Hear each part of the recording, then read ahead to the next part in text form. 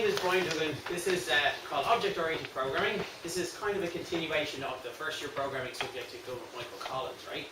So just a couple of things. First of all, today I'm probably going to do a lot of PowerPoint, certainly for the first hour, and probably going to be a lot of me talking. But typically in this class, I'm going to try and do as little talking as possible and try and get you guys to write as many computer programs in the class as possible. So it's very important that from next week everybody brings a laptop to class. Is that okay with everybody? To the lectures and also to the lab, to the tutorial class that we have on Fridays. And also it's very important that everybody brings pen and paper to the class. So don't show up to the class without either a laptop or pen or paper next week. Is that alright with everybody? Everybody has a laptop? Good. Alright. If you don't have a laptop, then you may share a laptop with somebody else just for the duration of the class, and you can work on projects between the two of you, alright? So, yeah, this is what we're going to talk about this morning. What is programming? What is OOP? What resources do I need? What do programmers do? How does the course assess? What do I have to do to pass?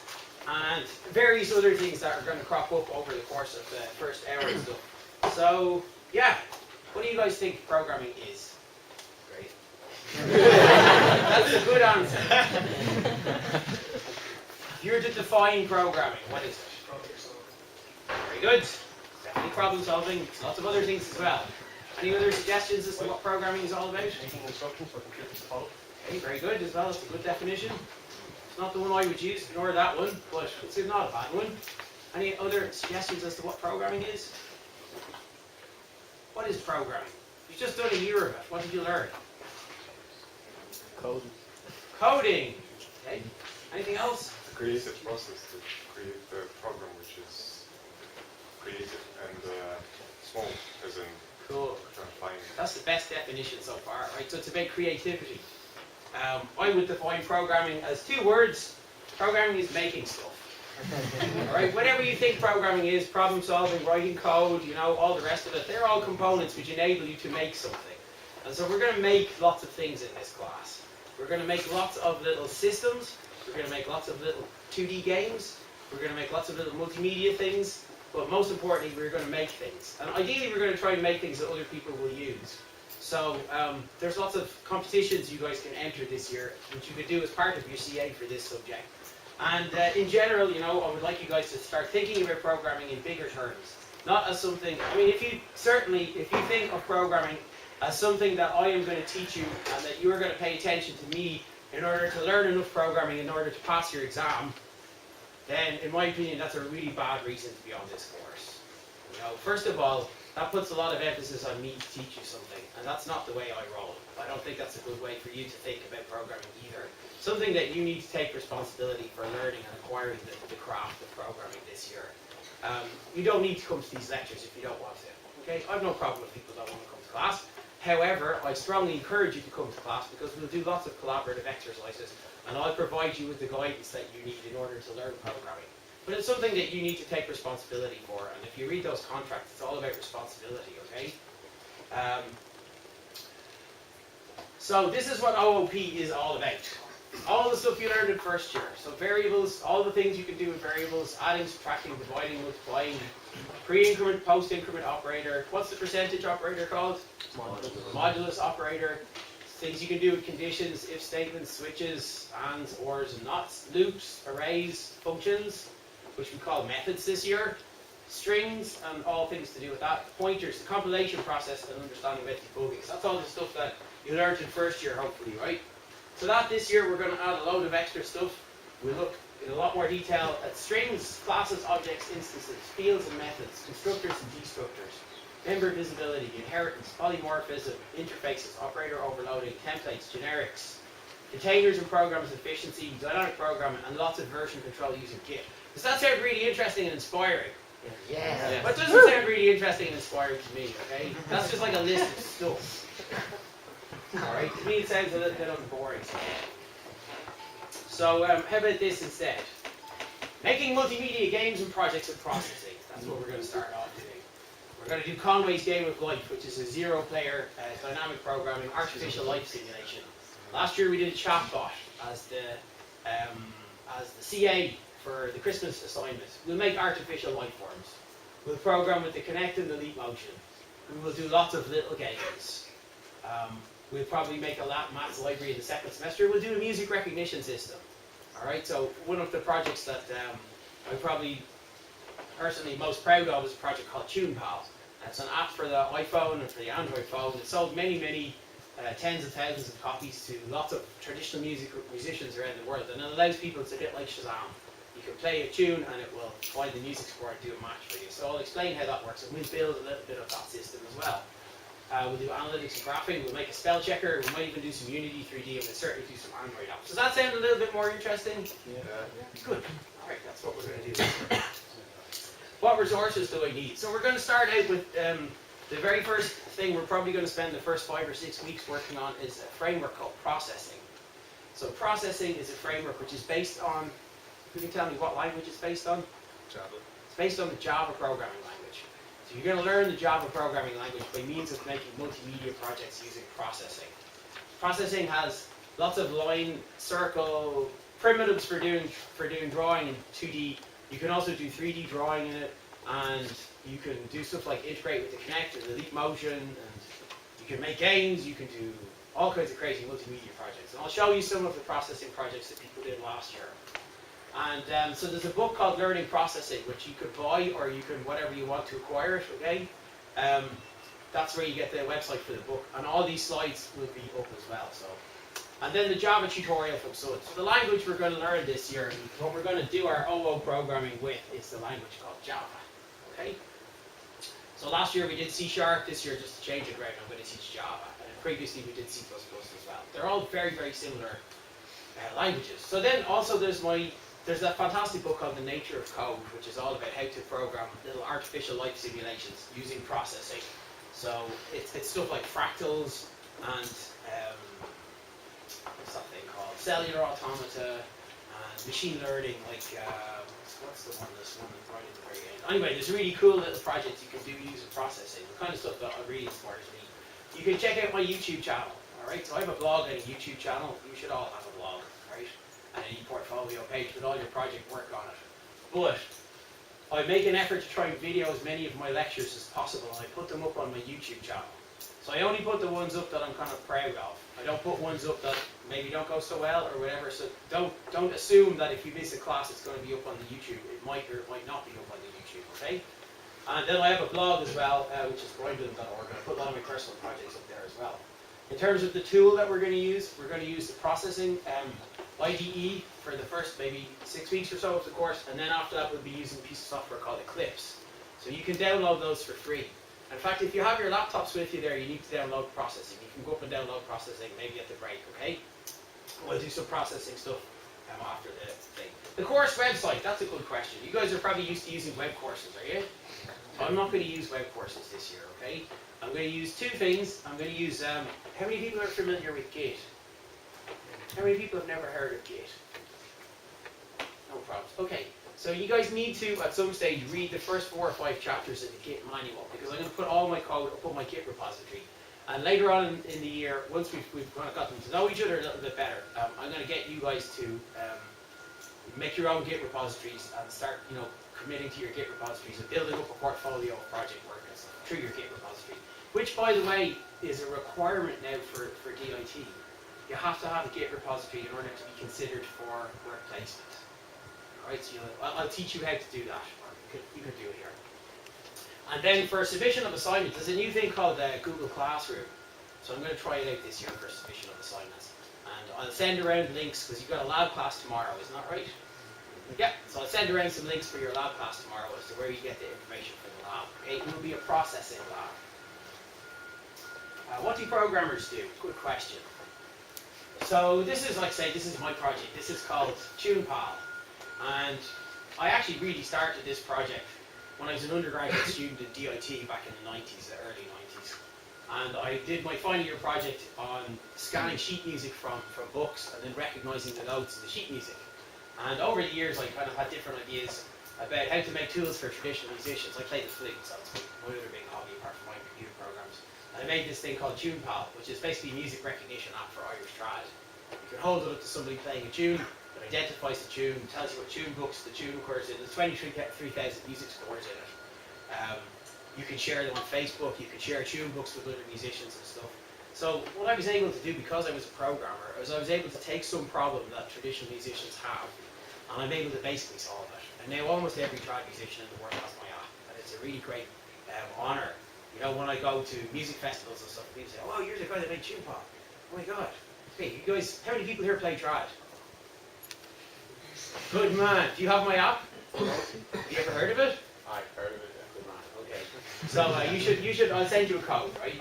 So I want you guys to start thinking about programming like that. I don't want you to think about programming as something that you're just doing in order to pass a subject and maybe get into third year. That's really a bad attitude. You know, programming for me is one of my great loves in life. I find myself programming night and day for pleasure, for fun, for my own personal entertainment.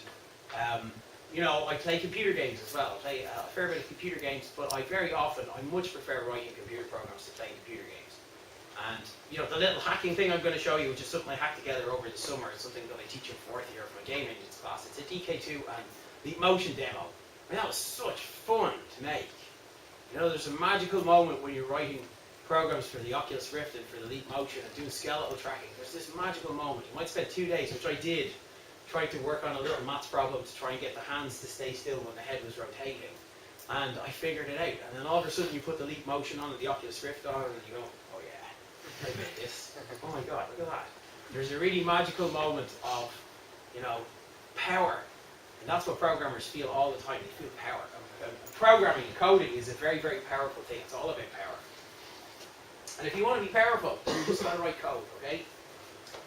So I'll just show you a lot of the rest of my slides are actually just photographs of different things that students have done over the years. That's Shane from last year's class, and that's Shane demoing his project at the State of Play. Who's been to the State of Play? So, did you guys get my email about Brendan Romero and John Romero? How come you weren't on it? Has anyone ever played any of their games? You played Quake? Played Doom? Ever heard of the games? Would you not have been excited to meet the people that made that? And maybe spend some time with them and try and learn something from them? It was absolutely mind-blowing. We host a festival every year called State of Play. I call it a festival because it's really a celebration of the independent gaming sector in Ireland, right? And that was Shane from last year demonstrating at the State of Play, up there beside the who's who of the Irish games industry. Have you heard of GameSpot? Some of you have been to GameSpot. Oh, yay! Where did you come? Second. Oh well, that's great. It's great. You know, most importantly, you've got to put that on your personal website, your blog, your CV. Second in GameSpot. Fifth in GameSpot. Fifth in Robocode competition is better than nothing in Robocode competition. And these guys, for coming second in Robocode competition, if I was interviewing, and I hear this all the time from employers, they're going to get the job ahead of everybody else in the class, regardless of what they got in the programming exam. Do you understand that? Why is that? Showing interest. Because they've got passion, right? They're saying this isn't just something I'm doing for my degree, this is something I'm doing for fun because I enjoy it, right? That's what employers are looking for. These are just some pictures from last year's GameSpot, right? So we had a really incredible year at GameSpot last year. As you might know, a team of, there was about 20 students came in total, and these guys came second in Robocode. Brian Willis from DQ2282 also came first in the Windows Game Studio Challenge, which is the overall grand prize, which DIT students have won on 3 occasions. It's really, I don't care whether students win or not, you know, but it does make me proud when a DIT student wins. But I want to go anyway. So that's last year's GameSpot. And if you're interested in making computer games, come to GameSpot. In order to come to GameSpot, you have to make a game, all right? You can't just go. You have to prove that you want to go. And by doing that, you make a game and you get to be allowed to compete. And if you don't make a game, you can't come, all right? And these are just some pictures. That's Chris Regan from Snarlspot Games. He also worked for Instinct Studios and lots of other big games design studios. That's Chris. Chris there with the GameSpot t-shirt. Chris is absolutely cool guy. They did this game called what was it called? The Dolphin King. Anyway, the last year's theme was all about the Hitchhiker's Guide to the Galaxy. And Chris was at the State of Play thing on Friday. And I remember last year he made Doom levels in processing for his assignment. And then he said to me on Friday, he says, wow, I can't believe I just met John Romero. I played all his games when I was a kid. I can't believe I met the guy that made it. And he said, I'd really love to spend some time with him, talk programming with him. And I went away and I thought about that. And actually John Romero was in DIT all day last Monday. Was it last Monday or the week before? last Monday, with Brenda Romero running workshops. And I said, why don't you come along? And he got to spend an hour talking code with one of the most important game developers in the 20th century, who will go down in history as creating one of the most important cultural artifacts of the last 100 years, the first-person shooter. That blows my mind. Does that not blow your mind? I mean, it's like sitting down with Steven Spielberg for an hour. Okay? Or sitting down with Bono to talk about playing, or who plays guitar in U2? I don't know. Who plays guitar? The Edge, right? Sitting down at the Edge to talk about guitar chords. So, there's lots of opportunities. And that's Brian who won the grand prize last year. And that's Brian getting judged by Damien and Chris from Snowspot. And that's Stephen Howells from Microsoft. He's the Microsoft Academic Engagement Manager. And some more general students. Oh yeah, that's Chris chatting with John Romero. An incredibly intense, but very, very cool and down-to-earth guy, I have to say.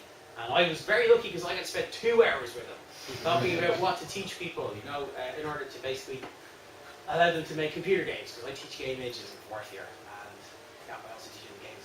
So that's a very important person. Who's that? Your dog. You'll hear a lot about Misty over the year because we'll do lots of little projects around Misty. Misty is the most wonderful dog ever. She's my dog, in fact. She's a little princess. She's like my child. She's very beautiful, very wonderful, and yeah, she needs lots of cuddles. So we'll try and write some programs about Misty this year. That's my other dog. That's Tara. She's a bit bold because she poos on the floor a lot. But we'll write some programs about Tara as well. That's a snail. What's that?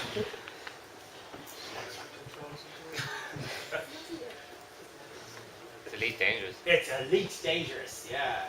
So I played Elite when I was, like in my teens. I played Elite on a computer called the MSX, and it really inspired me about sort of the potential for virtual worlds and 3D spaces and immersion in computer games and stuff. So I'm very proud to be able to play Elite Dangerous now. What's that? Yeah, it is Space Invaders. What's it running on? It's running on an arcade cabinet in my office. That's basically a main machine in my office, which has got like 35 gigabytes of classic computer games on it. Yeah, who'd like to make a game for that this year? Anyone interested in making maybe a classic game for that? Cool. I think we might run a competition, see who can make the best game. It has to be controllable and playable on that machine. Yeah, and if you do it, we bring that to the project fair next year, and you can demo your game to the 200 or so potential employers who's going to get the project fair next year. And that's me and Brenda Romero, one of the most inspiring person I've ever met, and that's also Dave and Owen Harris, two very, very important game designers who are also lecturers at DIT. And that's me and John Romero. Yeah, this is a thing called the Imagine Cup. Have you heard of the Imagine Cup? Yeah.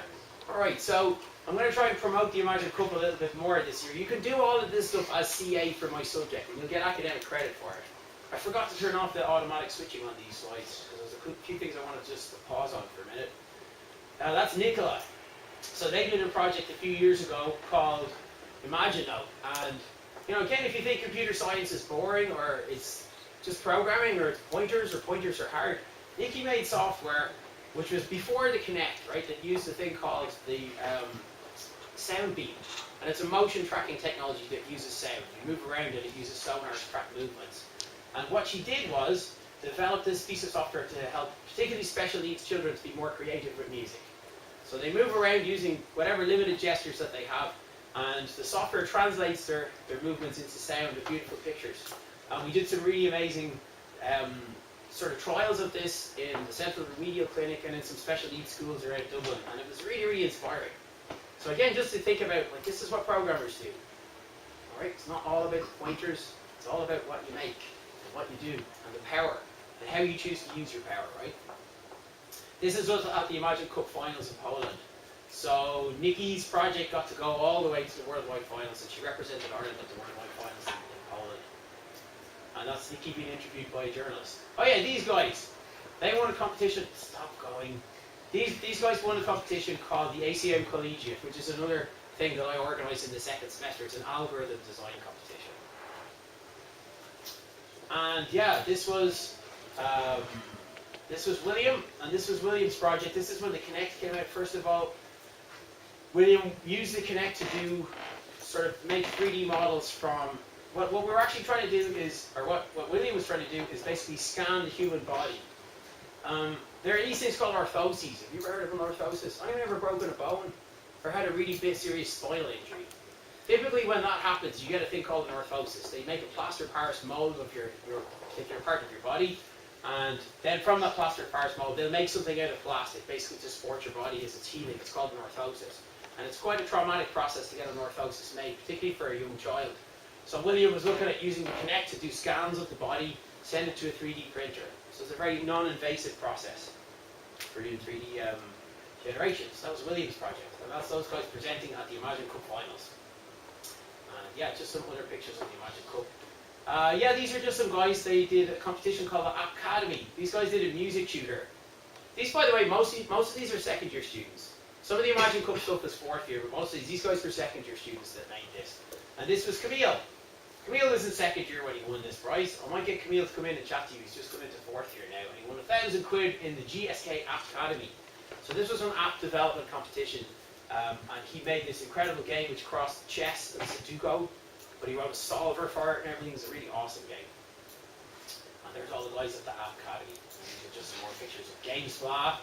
These are people at some of the most coolest thing you could ever possibly do in your years of college, or out of college. This is a games jam.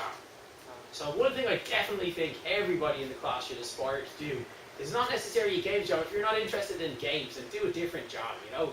SAP run jams, where they'll give you loads of data and you've got to analyze it and come up with some new kind of ways of visualizing it or doing crazy stuff with your data. If you're not interested in games, do a different type of a jam. It's basically make a thing in 24 hours.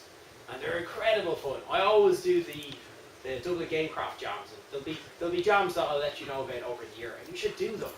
Not because I tell you to do them, but because they're incredible fun. They're just the best crack. And you make things. And that's me with one of my heroes, Phil Burke from Tipperary Institute. These guys did salvo bands. Again, these were DT2 students. And they made a thing with, it was like basically using QR codes to help elderly people who have memory issues and Alzheimer's and stuff, and if they get lost, you can scan their code and it tells you some information about them. So that was salvo bands. So again, it's basically taking the skills you're learning on this course and making something nice out of it, right? Using something cool out of it. Alright, so that's what programmers do. Do you want to see some of those assignments? Yeah, let's fire a couple of the assignments. I'll show you some of the processing ones, okay? Just to show you the type of stuff people do on this course.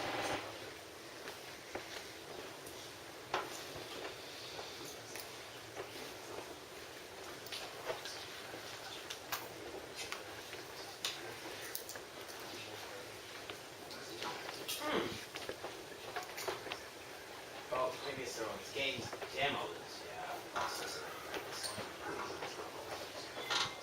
Okay, yeah, I've got some awesome ones here. Right, let's have a look at the really cool ones. I can show you millions of them. Yeah, your first assignment, I'm going to give out probably next week. Once we see how we're kind of getting on the flow on this course, I'll give the first assignment out. But the first assignment last year for students was a processing assignment, and the theme of the assignment was a tribute to what inspires me. So people could do whatever they like. They could pick their favourite computer game, their favourite football team, their favourite pop star, or their favourite person in One Direction. Whatever you like. You could do a project about it. Right? Oh, you guys can't see that, can you? No, I need to... You can follow us in slideshow. So I'll just show you some of them. These are written using processing framework.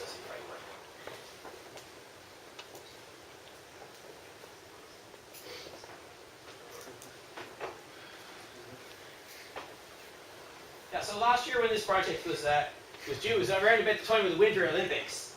This guy did a curling simulator. You heard of curling? Alright, I'll start it again. So yeah, you've got to sweep at the start, but not sweep too much.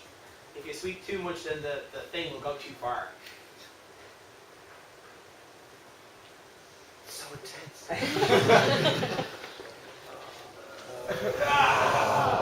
No points. A miss. Let's try again. This time I'll sweep a little bit more.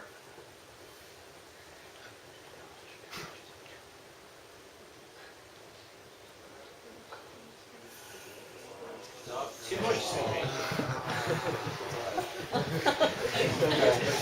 Right, so there are lots of projects I can show you. That was one of them. And that obviously gets it first. That was a really cool project. Let's see what this one is. Look at this, lots of glasses.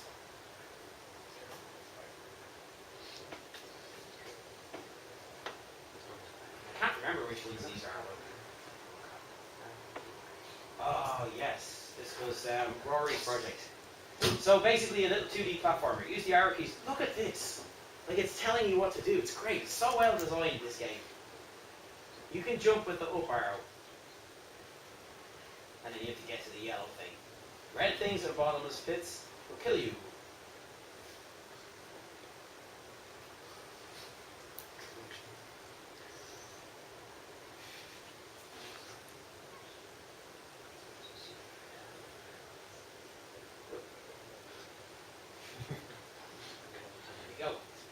So there's loads of levels.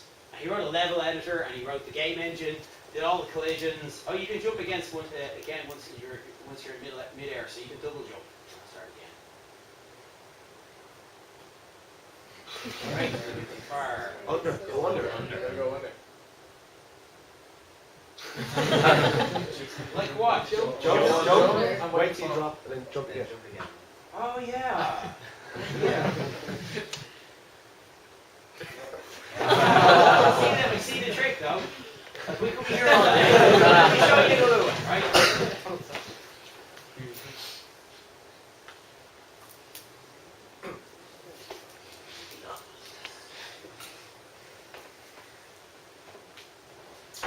This is a 3D one. This is really deep. This is like what's that movie where you dream and inside a dream there's another dream? Inception, yeah. So this guy did a project about doing his assignment. Alright, did an assignment about doing an assignment. So in this you could go into the laptop and do your assignment. Can't remember what the key is. But interestingly, you know what was amazing with this? He didn't finish the project. Like, I didn't finish the assignment. But in this thing, it's not finished. But anyway, I don't know. There was something weird going on. Let me see.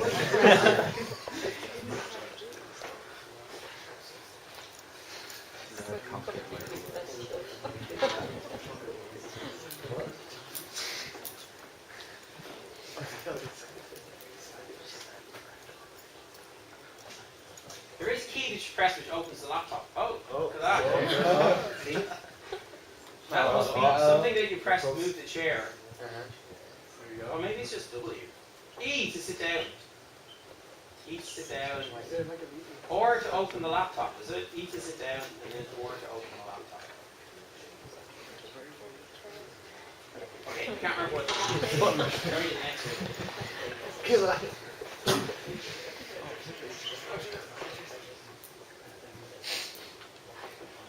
This is Tetris, Oscar Day.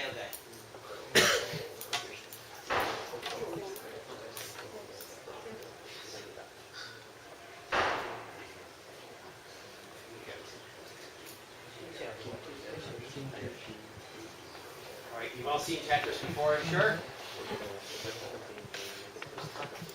Football Pong.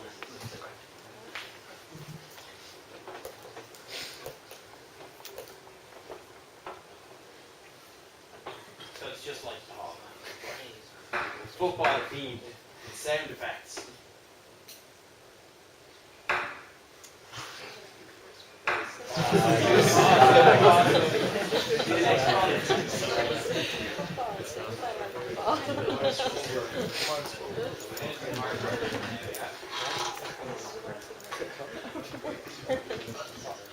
Oh, yes.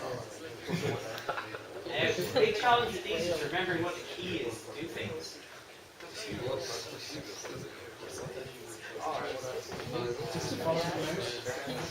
Yeah, maybe you're right, it's the mouse. Yeah, so there's the wind direction, and you've got to shoot these things to kill the fish.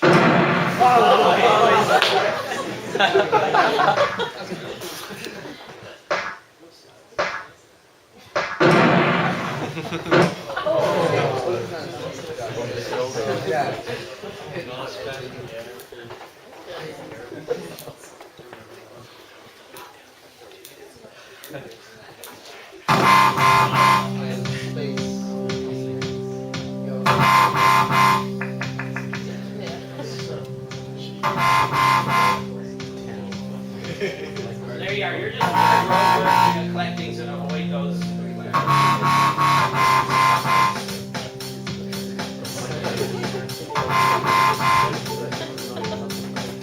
You shoot?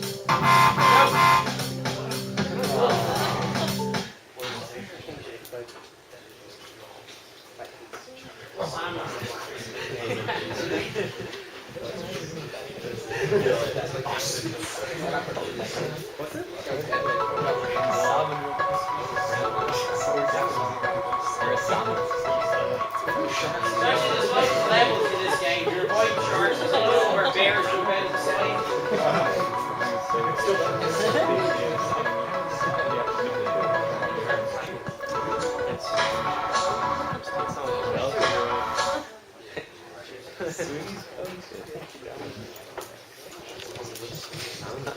Yeah, there's loads of them. I'm going to show you just a couple more.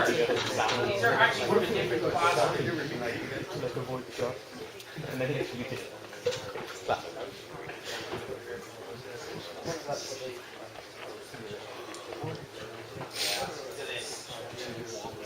This was actually from one of my students in Anger Street, a game design student.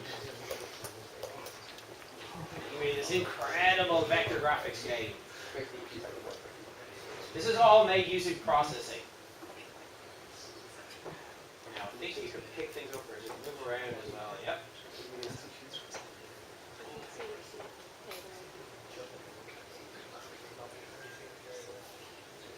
So actually, all these processing things, you can't really see it. It looks incredible. Trust me. A lot of these processing assignments, they can all be made working at WebRez. WebRez are very easy using a thing called processing.js. And the other thing you can do with processing is you can make Android apps out of processing sketches. All the processing things are called sketches. All right, so that's just to show you some of the things you can do on the course, right? And we'll resume to see few other bits and pieces we need to talk about. Slideshow.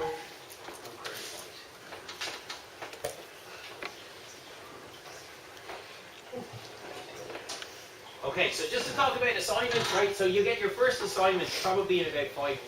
It will be due. Sorry, I'll give it within the next week or two, and it will be due in about 4 or 5 weeks' time, maybe 6 weeks' time. All right, and it will be something like that thing. I'll show you how to use the basic commands in processing, and you could basically come up with your own project idea. It'll be something like a tribute to what inspires me in processing.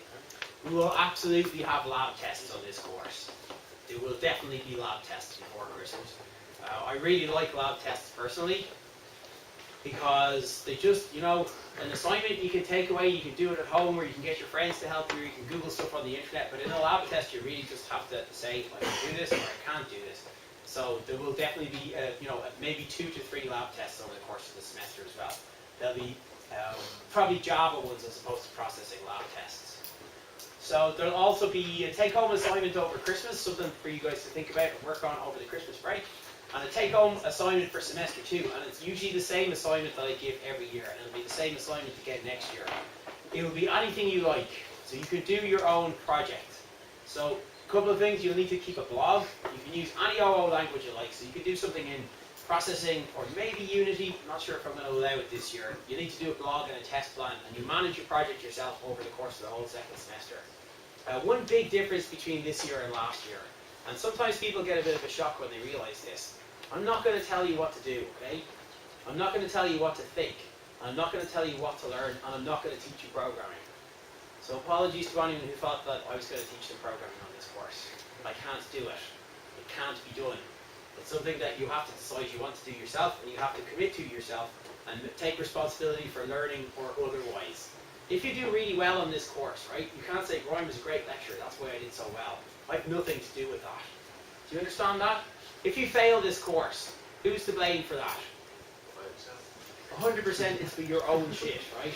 It's your own mess if you end up in a mess this year. I don't take any responsibility for it. A few things that might happen, some of you probably before you're the age of 50, you might get cancer and die. That's a statistical possibility. 1 or 2 people out of this class are probably going to end up incredibly rich. And that might just happen. And that's called... What's that called? Okay, that's called luck, right? There's no luck in this course. Absolutely none. One thing that this course is more than anything else is 100% fair. Alright, for any assignment, you should be able to correct your own assignment yourself and get the same mark that I came up with. Do you understand? I'll provide as much as possible a rubric for every assignment to tell you, if you do these, this is the mark you're going to get. I'll give you a marking scheme for every lab test with the lab test. So you'll be able to correct your own lab test at the end of the lab test and immediately know, oh, I didn't do well, or I got a first, or whatever. If anybody wants individual feedback on any piece of CA, after we submit every CA and it's all corrected and you get your mark back, I'll make an afternoon, like a Wednesday afternoon, where you can come into my office, and if you're not happy with your mark, you can ask me about your mark and I'll explain to you why you got that particular mark. Does everybody understand that? So this is, course is more than anything else that might happen to you in future life or whatever. This is a very fair course. Yeah. How do I pass this course? If you have to ask questions like this, you shouldn't be here. The bad news. Not the bad news. The failure rate for this subject last year in the summer exam, which is compulsory, 50% of students in this class did not manage to pass the summer exam. Out of those 50% of students, about 50% of those passed the supplemental exam, and the other 50% of people either didn't take the supplemental exam or didn't pass. Do you understand what the implications of not passing this module are? What are the implications of not passing this subject? What does it mean? It means either repeating the year. How much does that cost? 60 per credit. 60 per credit. So this is 10 credits. So, yeah, so 600 quid is the minimum you'd have to pay. If you end up having to repeat the year, it's about 4 or 5 grand. So there's a major financial cost to having to repeat. There's no excuse to fail this module, okay? You'll have every opportunity to do fun, interesting, creative projects. All the stuff you need to pass this module, you can Google it. If you don't like the way I teach something or you don't like the way I explain something, just Google it. You'll find any number of YouTube videos, including my own, or any number of tutorials. You can look up loads of different websites, like the code.org website, to learn processing if you want. And also, I'll pretty much tell you exactly what's coming up in the exam, as I do every year. I'll tell you which labs you need to study for the exam. So there's no really good reason to fail this subject, unless it's something that you kind of consciously decide, I don't give a shit. I don't care whether I pass or fail. I won't have put any effort in, I'm just going to move on. Okay, that's the only reason to fail this subject, in my opinion. Or maybe you've got some personal issues in your life, in which case it's not really a fail. Okay, you get the chance to repeat without prejudice. But generally, you don't want to get a 40 in this subject. It's really bad from a potential employer's perspective. If they see you get a 40 in your programming exam, a 40 is really a fail, but it's just a charity pass. You know what I mean? So you don't want to get a 40 in a programming exam. It looks really bad. Okay, you want to get, and everybody should be getting, 100 in everything. And aspire for greatness. Aspire to get 100 in every assignment that you take in this course.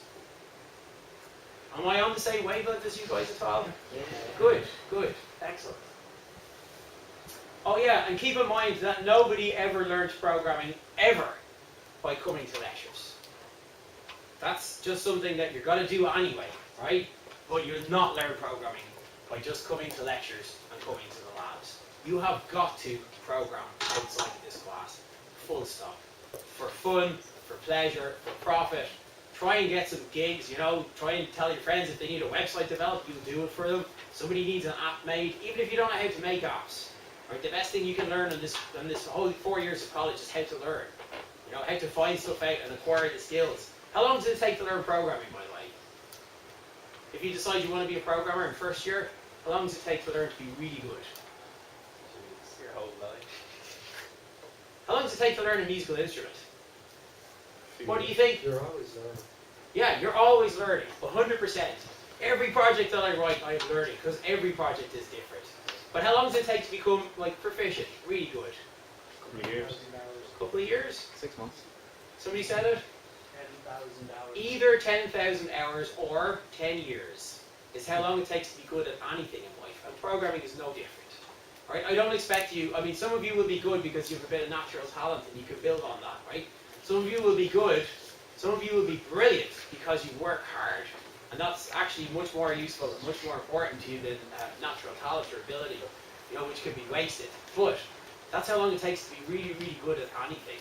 You know, programming is no different to learning a musical instrument or anything else. And it requires a lot of hours of just thinking about programming and doing programming and stuff. But Having said that, programming is the most fun and creative thing you'll ever do. But yeah, don't expect to learn programming by just coming to these lectures. I'll do my best to show you some stuff. I'm going to do loads of code in the class, and I'll give you lots of opportunities to code in the class. But you gotta decide it's something you want to learn, commit to it, and then just do it. Equally, consider how you learn any of the other crafts that people need to learn in life. Do plumbers learn plumbing in a plumbing class? No, they learn plumbing by going out and getting wet, being up to their necks in shit every day for like 10 years, and then they become good plumbers. The same thing is going to happen with you guys. Consider how you learn a piano. Do you sit in the big piano lecture while the guy up at the front talks to you about the theory of piano playing, while everybody sits listening, taking notes? And then by the end of it go, I can't believe I went to that piano class and I still can't play the damn piano. That just doesn't happen. People in piano lessons practice the piano all the time. The same with guitar classes. I've never seen a guitar class where everybody doesn't have a guitar in their hand all the time. You should always have your laptops with you to this class. Chefing class, chef school. Chef schools are basically just giant kitchens where everybody cooks all the time. Equally, computer science and programming should be a giant lab where everybody is coding all the time and learning from each other. And this is the last takeaway lesson. Okay? Learn programming. It will change your life forever. Lots of wonderful things will happen to you, and you will gain magical powers. Think about this. This is what a data entry clerk earns. This is what a programmer earns, minimum. What's the difference? Oh yeah, well what's the difference? They don't sit at a computer all day typing stuff in. What's the difference between them? That guy has a degree. Again, if you think a degree is going to get you into a job, you definitely have a lot to learn. One guy can program. Yeah, it's what's inside one person's head. One person is thinking, the other person is just typing meaninglessly. This is what a really good programmer earns, and this is what they spend most of their time doing. A really good programmer doesn't spend a lot of time in front of the computer. They spend most of their time thinking, and then they go, aha, and then it's done. Right? That's what a good programmer does, and that's what they earn. Yeah, I'll tell you what, right? Let's take maybe a 5 or 10 minute break, and we'll get started with the processing thing. And also I wanted to just talk about that contract that I handed you out. Take the time over the 10-minute break to read through the contract. Don't sign it yet. And everybody should have 2 copies of it. Okay? Oh, if anybody wants during the break to have a go at my Leap Motion Oculus Rift 3D thing, it's the DK2 Oculus Rift. I think there's very few of them even in Ireland at the moment. You can have a go. It doesn't run particularly well on my laptop. You need a really high-end PC to run the DK2 demos. So there's a little bit of latency when you move your head. But yeah, in the future, maybe I will be at home wearing one of these. You'll all be sitting in your houses wearing one of these, but we'll all be virtually in the same classroom. So I definitely think that is happening in 5 years, if not sooner. Okay.